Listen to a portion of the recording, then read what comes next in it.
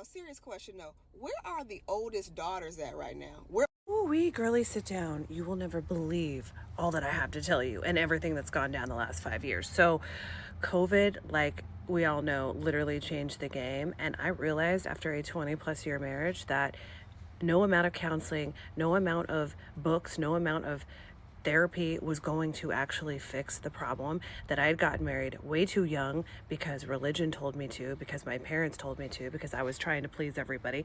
And several kids later and a whole life later, I realized that that nagging feeling that I had been feeling for 10+ years was not going to go away. And that nagging feeling was in fact my intuition. But to be honest, I didn't even really know it was my intuition at the time, because as eldest daughters, we've been so disconnected from our intuition at such a young age that it was an entirely new feeling.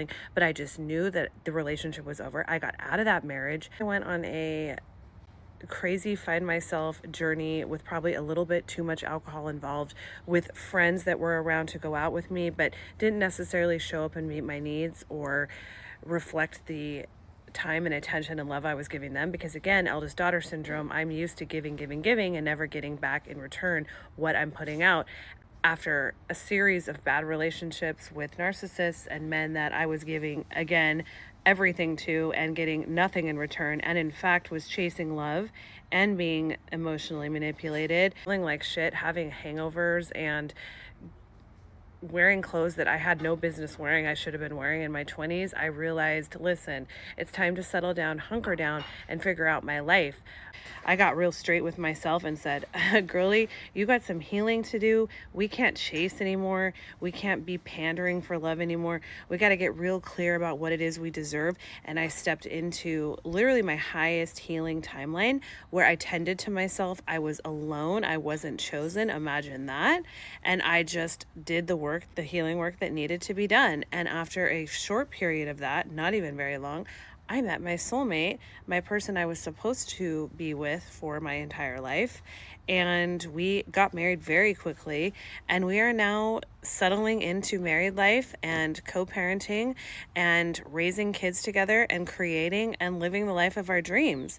And I left my career as a teacher, and I'm now content creating, and I'm doing what it is that I love. So can you even imagine in 5 years' time the shedding that happened, the learning that happened, the growing that happened? And there's a few things I learned along the way. Number one, you can't make anyone heal. Healing is an entirely inside job. You are responsible for your healing. And when you heal, you create the most magnetic force on earth to call in whatever it is that you want. Number two, you're not meant to give your energy, time, talents, love, and affection to everyone on planet Earth. In fact, you need to realize how valuable the aforementioned things are and keep it contained within you and hold on to it and only give it to the people who deserve it. And I'm going to tell you, about 85% of the people in your life don't deserve it. Are they giving you what you're giving them?